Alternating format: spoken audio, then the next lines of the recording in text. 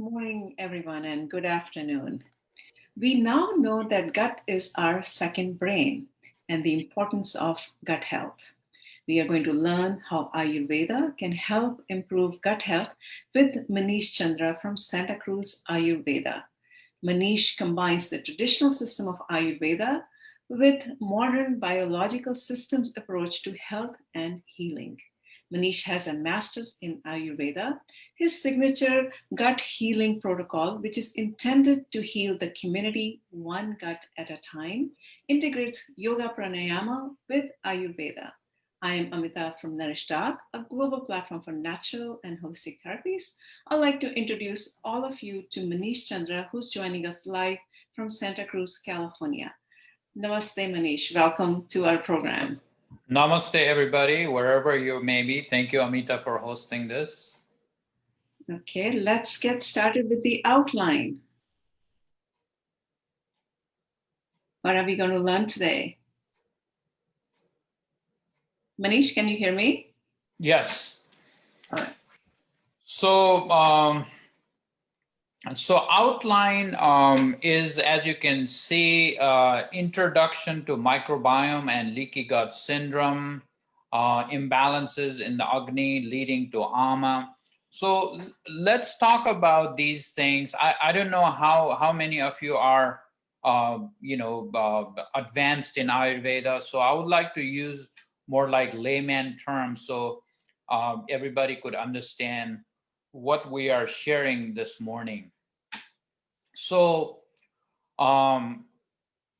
what Ayurveda suggests is what we are putting in our body, not just the food or any kind of nutrients, but also the sensory input has to be processed in our gut.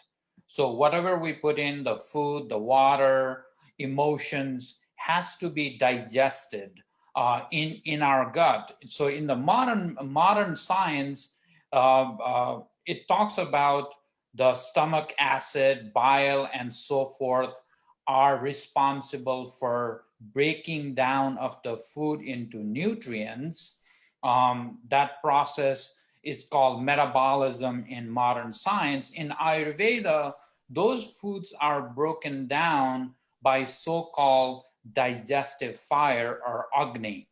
So Agni breaks down the food particles and then assimilates that, and it goes into different cellular, like so-called cellular nutrition. Every cells and tissues are nourished when those foods are broken down properly by our digestive fire, which is Agni. So in the outline, you see this word Agni leading to Ama. What does that mean? So when we do not break down the food and the emotions properly, there is a possibility the undigested food will remain in our system, and that is called Ama. Undigested food, undigested emotions are stored mostly in our fat cells. So which is stored for a long time unless and until we process them.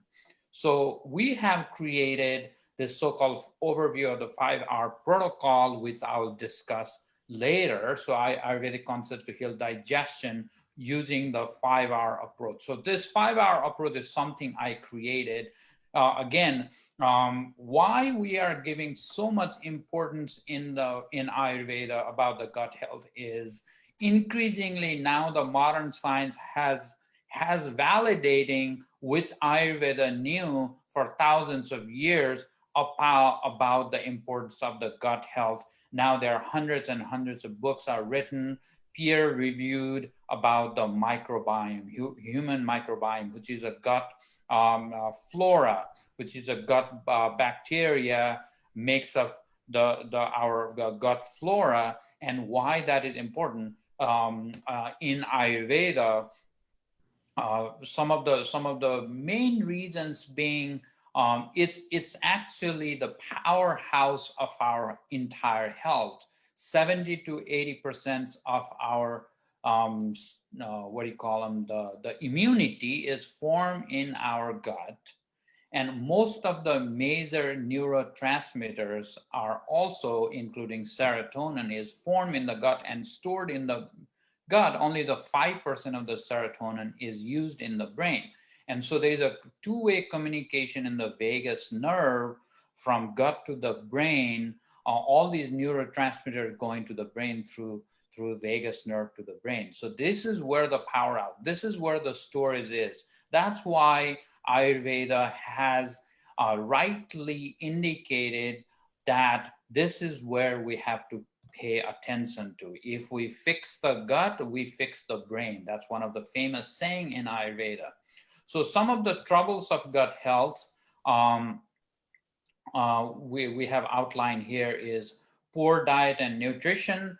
When we consume poor diet and nutrition, I don't have to go that much these days. Most of us are well aware what happens when we eat poorly, and not just poor diet, but also not following the cyclical rhythm of nature. So not following the rhythm of nature, we are eating the same food all the time, which for example, the nature, the soil in nature changes. The microbiome, which is a bacteria in the soil, changes, depends on the season. The spring, if you look at the soil's microbiome, which is the bacteria formation in the soil, is very different of the spring soil as opposed to the fall and the winter. The reason being, in the fall and the winter, especially if we follow our ancestral diet, we came from the long lineage of hunter and gatherers. So our ancestry, they used to hunter and gather all the time, and especially winter months, the food is scarce. So not just the food is scarce, but also the nature is pretty severe weather in the winter months. So naturally, we needed very comforting, grounding food that can last for a long time. So the nature, if you look at the soil formation in the fall harvest has very like a lot of vegetables that are grown and grains that are grown in the fall and the winter. They are usually they're root vegetables, very grounding kind of thing. So that when we were to consume that kind of vegetables and grains that are harvested in fall, then that would also impact our microbiome, because the microbiome in the soil are intending to support the heavy heavy kind of food that are produced in the fall. So we are able to digest. It supports our microbiome by the structural formulations of that time. So if we were to, a typical example is, the deer, they're roaming around in the forest and the woods.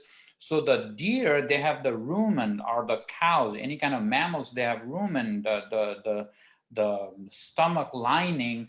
It changes season to season. So the bark, they cannot digest the bark in the spring or the summertime, because their rumen is not supported to digest that heavy bark. But they can only at that time, like a spring and the summer, they are only able to digest those leafy greens or leafy vegetables, because in the summer and the spring we have abundance amount of leafy greens in nature. So their rumen structure is supported to digest just that. If they were to eat the bark in the middle of the summer or the spring, it might be very, very fatal for those animals. Similarly, obviously our rumen, or our gut lining, is a little bit stronger and a little bit more, it's different than those animals. However, we do not follow usually the natural changes. So it's very important to follow the nature when we are eating. So in this slide, it talks about overuse and misuse of foods, which we do in modern days. Also using foods that they are not grown traditionally, like organic method. Attracts into fad diets, eating in a hurry, not paying attention to what we're eating. So all of these factors causes the gut health going south. So again, continuing here, overuse of pharmaceuticals, nutraceutical, toxic household and cleaning products, that affects your gut microbiome. Sedentary lifestyle, living in consistent stress and anxiety. And this is the main one in the modern day we have seen, since most of the neurotransmitters, as I mentioned earlier, are produced in the gut. It really impacts the so-called the stress hormones are depleted all the time when we are in the constant state of flight and fear. Flight or flee mode, then we are really depleting all the hormones. So then it really impacts our microbiome. So there is no diversity in the microbiome, first of all, by not following the season. And then secondly, all of these modern day lifestyle, sedentary lifestyle, stress and anxiety, not following circadian rhythm, as I mentioned earlier. So those are the factors. And as you can see, the importance of gut health in Ayurveda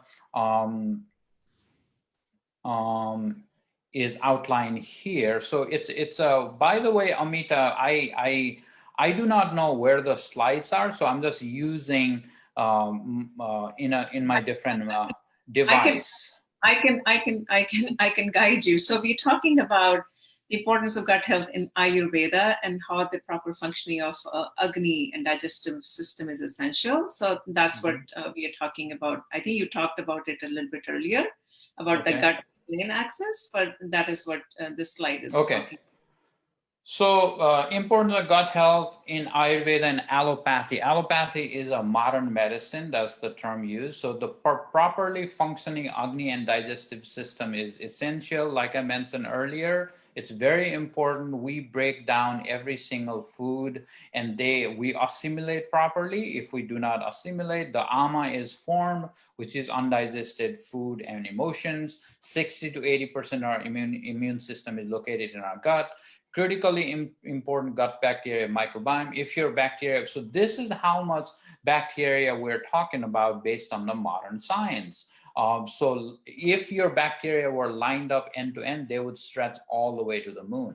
So we are nothing but bacteria according to the modern science.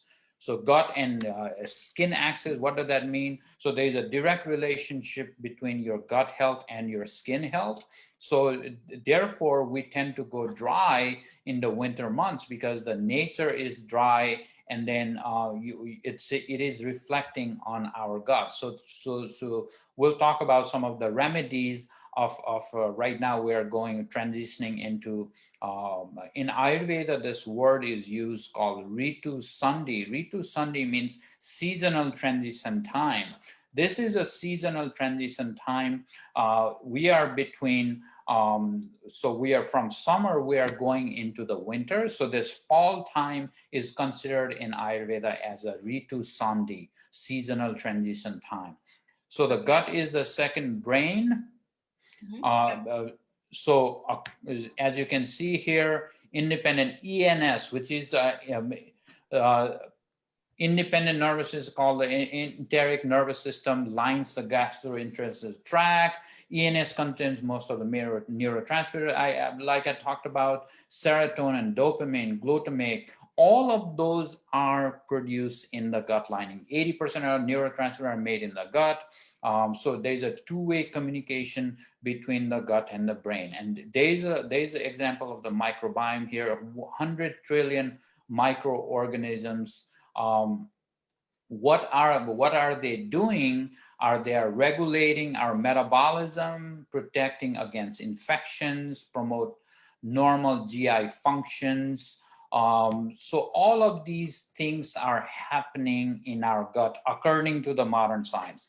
From Ayurveda standpoint, so the properly functioning Agni, which is a digestive fire, is breaking down all the foods and nutrients and the emotions. So then every single tissues, there are 7 dhatus in Ayurveda, 7 tissues in Ayurveda. So each of those tissues, it takes about a week.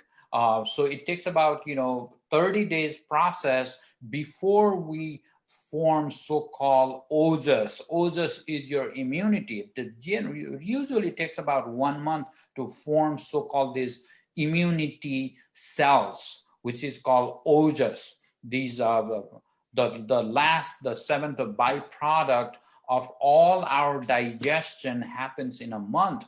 Rasa, Rakta, Meda, Meda Dhatu, Asti Dhatu, Mamsa, Sukra, or Atharva. Those are the last dhatus or tissues are formed as a byproduct of this digestive process. Let's talk about the symptoms of ama in Ayurveda. That's what the slide is here. You talked about Vitiated and ama. So let's talk what the signs and symptoms of ama are. Okay, the signs and symptoms of ama is the main symptoms are feeling this lack of lethargy, like heaviness and tiredness, not having a clarity of your mind, blurry kind of mind, don't know what to do if you arrive at a crossroad, don't know which direction to go, feeling generally heavy, your bowel movement kind of off, either like a looser bowel movement or perhaps constipation, one or the other. It's not a well-formed bowel movement happening at that time. Perhaps the skin impurities also are seen. Those are the early indications of ama. So if we do not treat them timely, then over time it becomes chronic and there are more and more systemic problems we see. But generally it starts with lethargy, lack of like a healthy appetite, and also feeling heavy, not motivated, lack of clarity. Those are the signs of ama. Okay, so now the slides we have, and this is the concept of ama and agni. You did introduce all of us to ama and agni at the beginning. I don't know if you want to add something to this slide. That's what. Yeah, sure. I mean, there in this slide, maybe I can talk about those 3 types of agni, which is high, like again from the modern perspective, it's a hyper metabolism or a hypo, or like a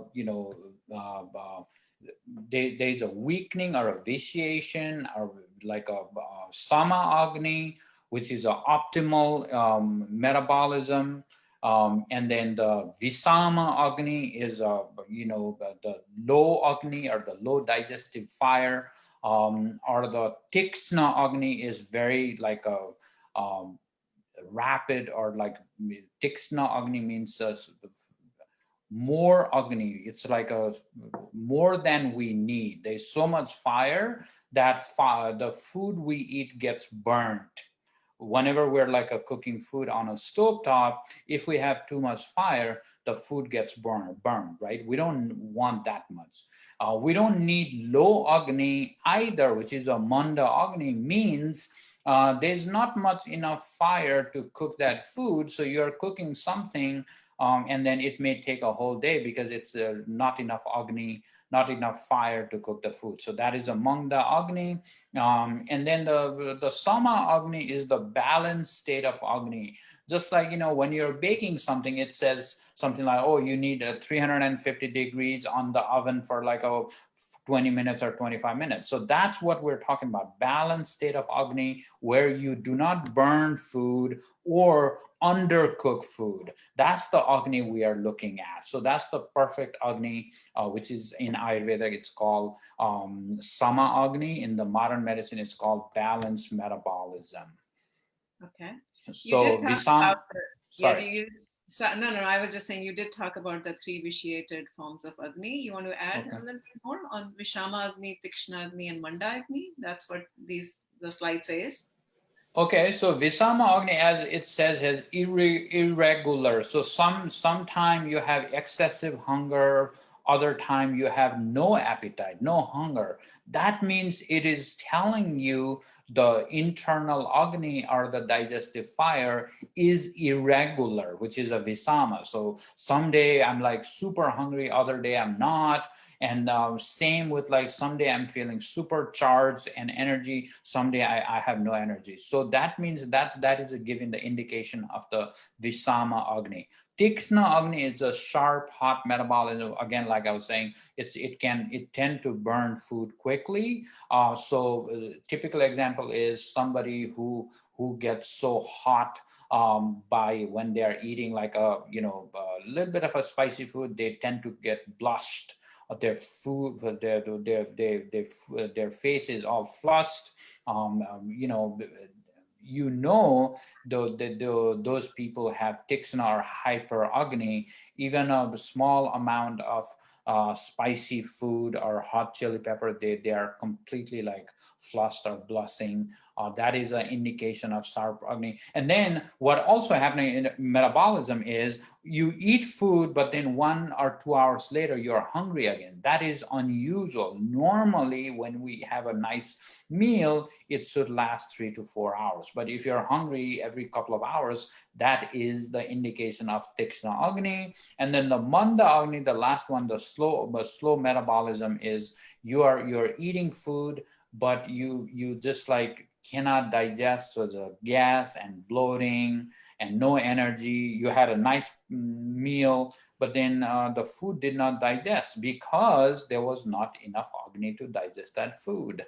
So let's continue into the next slide. Ayurvedic Samprapti, which is pathogenesis. Ama is formed in the gastrointestinal tract and then enters the general circulation. So when we do not have a proper Agni metabolic strength, then the ama is formed, and then it's really circulating in the gastrointestinal tract, and then obviously it is eventually it is stored in our fat cells. So obviously the liver is impaired. That was some of the term we use is fatty liver. That is nothing but the excess amount of ama in the system, especially the liver. We call it the fatty liver. So as you can see here, some of the example of the excess ama is a rheumatoid arthritis. That is the indication of so much ama in the RH. In Ayurveda, we first try to do the removal of the ama, and once we remove the ama, we try to maintain the proper amount of Agni based on your constitution, which is very important because each of us have a different state of Agni. Some people have to have more, some people have less. So it's not like a one size fits all model in Ayurveda. So it's very individualized kind of a system. So whenever we are treating, what we do is first, always the observation is always removing of the ama and then reigniting the Agni. Once we remove the ama, then we are able to reignite the Agni. Otherwise, the ama, whenever we have so much ama, the Agni is depleted. The Agni is depleted. Okay, let's talk about healing of the imbalanced Agni and the 5-hour protocol. That's what the slide is now. Okay. So the healing of imbalance, the 5 hour protocol is the restore, remove, replace, reinoculate, and repair. So those are the things. So we're going to talk about each of those in detail. This is more like something I created about 6 years ago in our this Amita was saying about this gut healing protocol. So that's what I'm working with for about 6 months with these protocols, applying these 5 hour protocols. So the first restore is to restore the optimal liver function. So again, whenever we are doing that, this is 5 hour protocol, but underlying this 5 hour protocol, the strategies is detox for a couple of months, then restore comes in, and then the rejuvenation. So again, although we have this 5 hour protocol, but the overarching strategy of the 5 hour protocol is, again, first we need to detox the body. There's so much ama in the system. First we need to detox the body, then we restore the healthy microbes. Because what happens is when we are detoxing the body, most of the time we are also releasing the healthy bacteria. So we need to restore them. And then finally, we have to rejuvenate the system. So again, the overarching principle of this 5 hour is detox, restore, and rejuvenate. So you guys can pretty much, if you slowly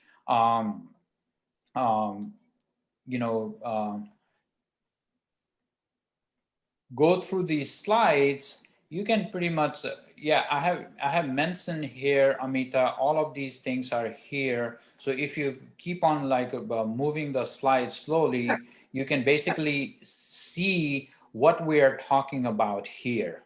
So first one is the restore. We talked about that. And we're talking about the remove the bad, as you mentioned that. And then the replace. Then remove the offending foods. That's what you're saying. And is the replace. Yeah. Now we are talking about replacing with the healthy microbes. So with the healthy foods, when we are saying healthy foods, the foods that are based in the season. So right now everybody should be focusing on the fall type vata, because right now we are from Pitta season, we're moving into the vata season. So the dry, what are the qualities or the characteristics of the vata season? Dry, rough, and cold. That's what happens in nature. So we have to try to maintain just the opposite of the dry, rough, and cold kind of foods. So now we are slowly removing so-called raw salad or chips, cracker, popcorn. Those are dry foods. And also integrating more like a healthy fat in our diet, perhaps ghee or avocado oil or coconut oil. My favorite, definitely, if you can do the dairy, the ghee, because the ghee has the butyric acid. When your gut lining is healthy, your gut should produce butyric acids in its own. But when your gut is not healthy or so much loaded with ama, then we have to do internally, and ghee has that butyric acid. That's why Ayurveda has been using ghee for thousands of years for this very reason. So again, replacing with the healthy fat at this season, doing warm foods, moist foods, and warming foods, and then also a lot of healthy fats. It's what is done in this time of the season, in the vata season. So that's what we're talking about in the replace. Once we do that, and by the way, we always have to, whenever we do this protocol, we always do so-called prebiotic and the probiotic foods. Prebiotic is something that it skips one part of the digestive system, which is prebiotic foods, goes through the stomach and the small intestine, and it bypasses to the colon, which is the large intestine, and that's when all these microbes receive these healthy flora from the prebiotic food. So prebiotic food is almost like the food for the probiotic. So some of the prebiotic foods are apples, flax seeds, chicory root, yucca root, and then artichokes. What else? Like lotus root. All of these are so-called bananas. They are considered prebiotic. And then probiotic, we already know something like yogurt, and so forth. So there's a prebiotic and the probiotic. This is the time we integrate the prebiotic food in our system, because we have removed all the impurities from our gut. So now we are replacing them with the healthy enzymes. Like this includes digestive enzymes, hydrochloric acid, and bile acid. So all of these food which has those qualities are replaced with. And then comes the Reinoculate beneficial bacteria. This is the time when we are applying some of the probiotic food in the stage of Reinoculate. And then the last one is the repair, is what we are doing. So this is the time we're using some of the anti-inflammatory herbs and foods, such as turmeric, ginger, and things like that. Most of the people I see these days has a so-called leaky gut syndrome. Leaky gut syndrome is a chronic condition where your gut has been going south for a long time, and then the gut lining has become so thin, it's permeable, so that all the toxins are going into your bloodstream. So this is the thing we are seeing more and more in the modern days these days. It's called leaky gut, and other autoimmune conditions, which actually the root problem is the gut. So a lot of these autoimmune Hashimoto's or diverticulitis or Crohn's or rheumatoid arthritis, all of these are nothing but the autoimmune conditions. So going further, support liver function and enhance detoxification. Always we want to start with the liver, because liver is doing a lot of brunt, like all the filtration, removal of the toxins. That's where we start to detox the body when we are doing this, gut healing protocol. Always reducing toxin, encourage eating organic, sweating regularly, which I cannot stress enough, because all your limbs have to move to regularly remove the toxins from the body. And then also these days, people are, because of COVID thing, people are using all kind of sanitizers and all that. So I always like to stress here, because we have to be very careful about this harmful chemicals. So there are sanitizers. They're more like a plant-based you can buy, which doesn't really harm your environment or your household. So it's very important to choose the proper household chemicals, like and also the cosmetics. It's very, very important. So one of the amazing detoxing vegetable out there is beets. This is which supports the liver function. I'm under the slides, support liver function and enhance detoxification. So there are so many vegetables out there, especially my favorite is beets. We call it in Ayurveda, it's a blood cleanser. It cleanses your blood. Why? Because liver is responsible for the quality of your blood. If liver is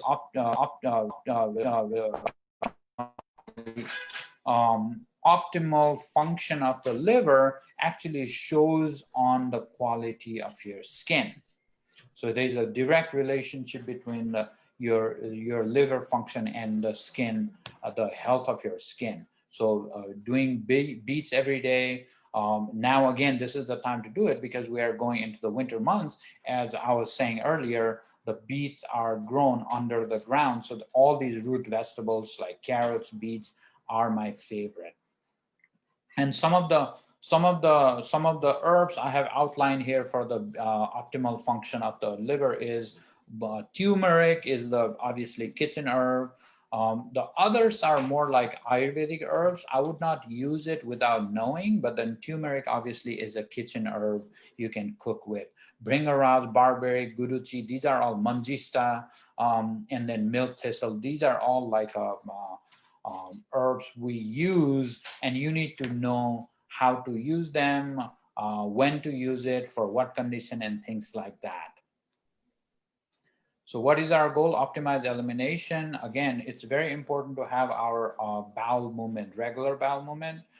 It's so important. Besides, like, sweating regularly, the bowel movement is very important. So some people who have a hard time with their regular bowel movement, some of the things we use here is Triphala is the typical one, and oftentimes we also use some digestive enzymes to help move that process through. And I have outlined some of the bone broth. All of these things are recommended here. Vegetarian options for repairing the gut lining, because earlier slides talks about bone broth and things like that, which is good, but also people who are vegetarian, also there are options for them as well. And some of the Ayurvedic herbs, ajwan, which is a cooking herbs, asafoetida, hing, turmeric, coriander, cumin, fenugreek, ginger, mustard seeds, turmeric. All of these are used in Ayurveda as a cooking spices. So again, part of this gut healing protocol is we actually train people how to use these herbs in our monthly workshop setting. We teach people how to cook. We're using herbs and spices so they are used properly, and we're constantly sending recipes and so forth, so people are able to use them properly. So it has to be used properly, even in the culinary fashion in cooking. It has to be used properly, because some of these spices are heating. So if you're a predominantly Pitta person, you are naturally you tend to run hot, and you don't want to be doing so much, like let's say mustard seed, for example. Mustard is one of the heating herbs. So is turmeric. And then if you're doing so much amount of mustard seeds or turmeric or perhaps ginger in excess, then you might overheat yourself. Or some of these spices are cooling. So we have to understand what are the potency. Potency is the post digestive effect. What happens when these herbs are digested properly? What is their potency, heating or cooling? We need to know these things before we apply. And then this slides talk about circadian rhythm. Circadian rhythm is very important. So if you look at this, Pitta time 10 to 12 in 12 to 2 rather, in the middle of the afternoon is the Pitta time. That's why in Ayurveda we suggest having your main meal of the day between 12 and 2. If you look at the sun is strongest between 12 and 2. Therefore, your digestive fire, or the Agni, is optimal between 12 and 2. That's when we are able to digest and assimilate easily. So 6 o'clock in the evening is not the time to be doing the 5-course meal. Or 8 in the morning is not the time to be doing eggs, bacons, and potatoes. That's not the time to do it. That's the time to be doing something like a prebiotic food, which is typically it's an oatmeal. That's why we suggest doing oatmeal first thing in the morning, because it has a fiber content. It is a prebiotic, so it really helps your bowel movement first thing in the morning. That's the time to be doing smaller portion, easier to digest food. And between 12 and 2, when sun is strongest, in the middle of the sky, your digestive fire is cranking, ready to digest a big portion of a meal. And then again in the evening, smaller portion, lighter, easier to digest food. So the conclusion here is digestive health is the foundation of overall health. When in doubt, anything happens, any kind of a disease process, you feel like off, you feel tired, always start treatment with the gut. 95% of the time it works. Cleanse ama, determine status and work to rebalance Agni. Combining Ayurvedic and Western medical understanding can provide tools to optimize gut healing, gut health rather. Always customize your prakriti, means your constitution you're born with, and vikriti, your current state of imbalance. We always look at those things, your constitution you're born with, then that gives us the tools about your strength and weakness of your physiological and biological makeup, and your current state of imbalance. That will give us a roadmap, okay, where we are going now. So those are our strategies. Again, sorry, what do you call them? Since I had to scroll the slides on my iPad, sorry, I was not in sync with Amita. I apologize. I think we have enough time for questions to answer any questions you may have at this time. Sure. Yeah, we're open for questions. One of the things in the slides we didn't talk about is the importance of doing yoga and pranayama. Right? So we missed that.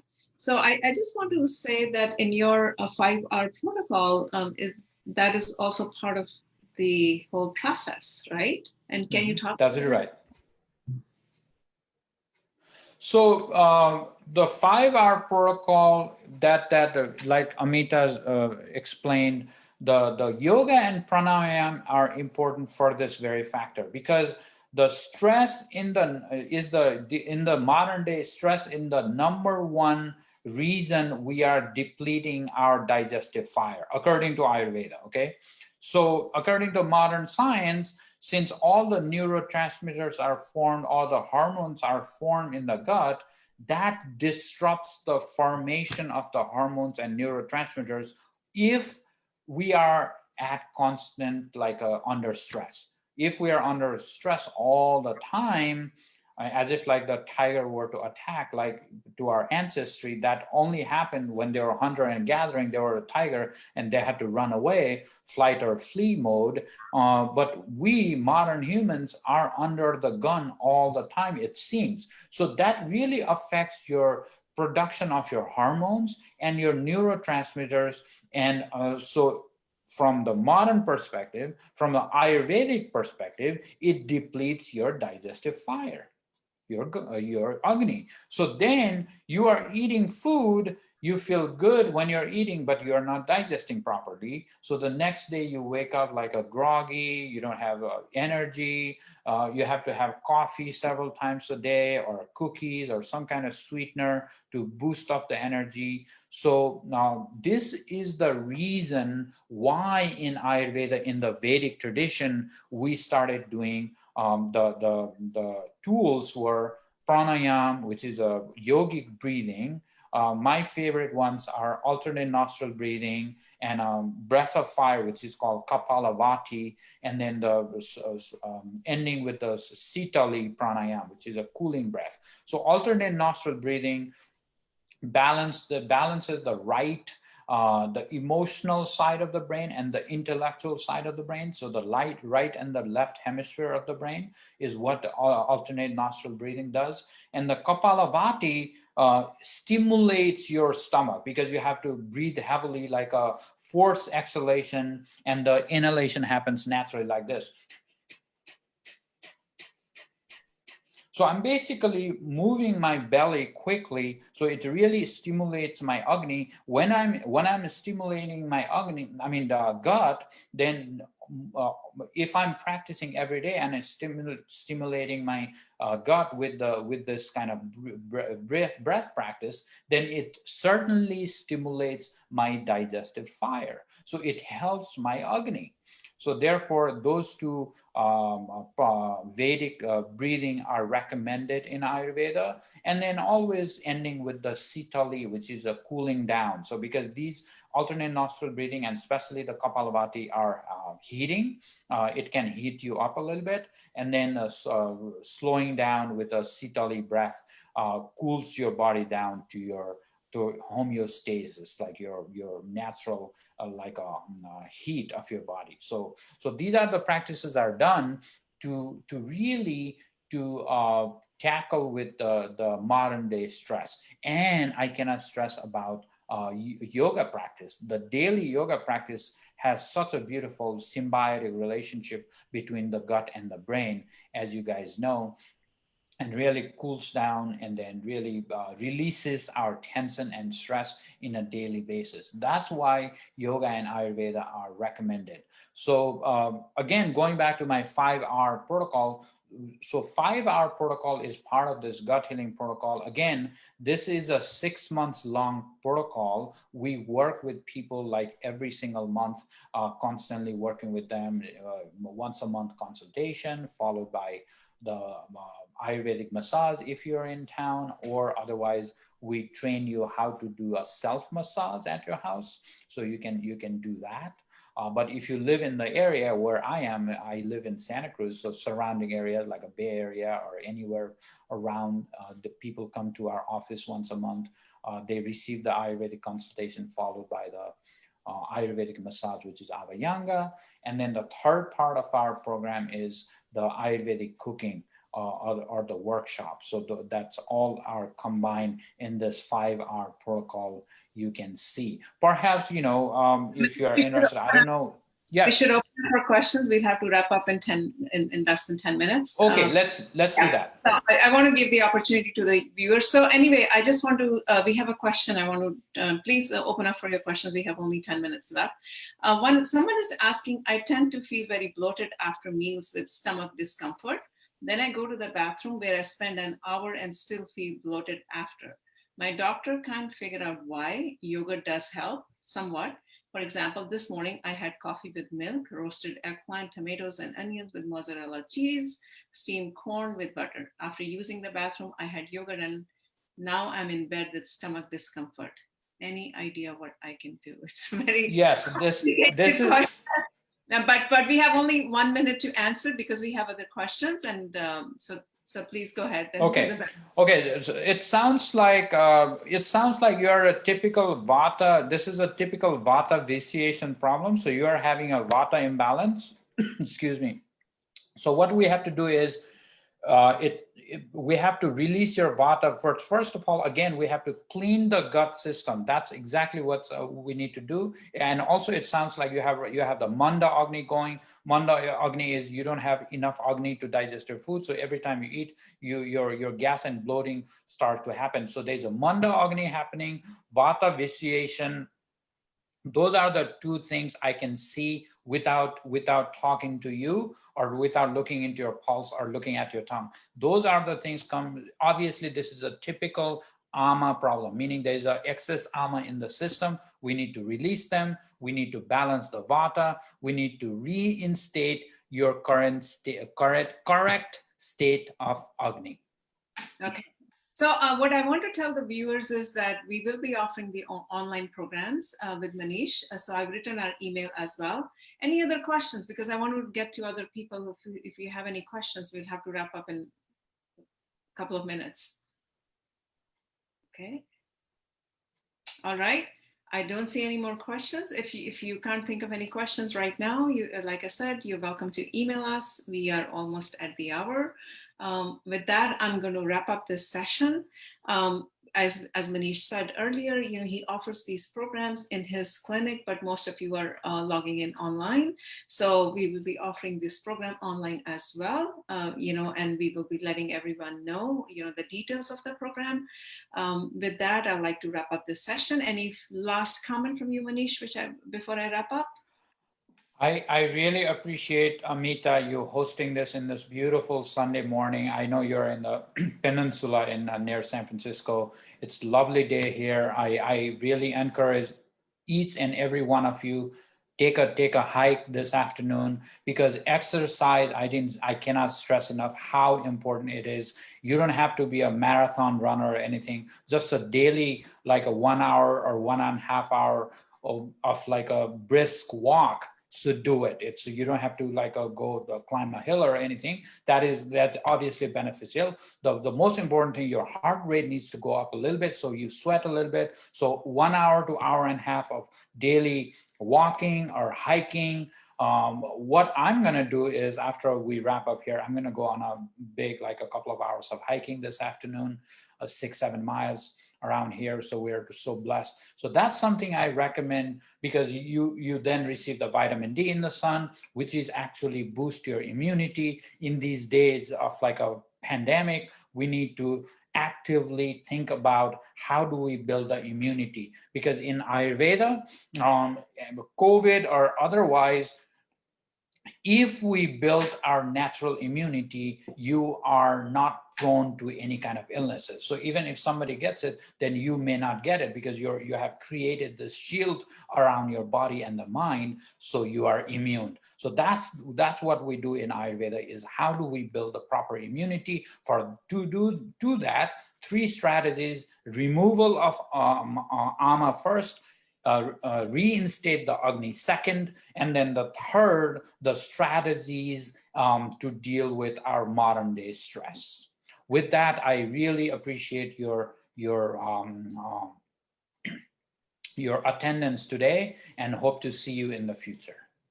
Thank you so much. Thank you so much. Have a wonderful afternoon. Thank you. Bye-bye.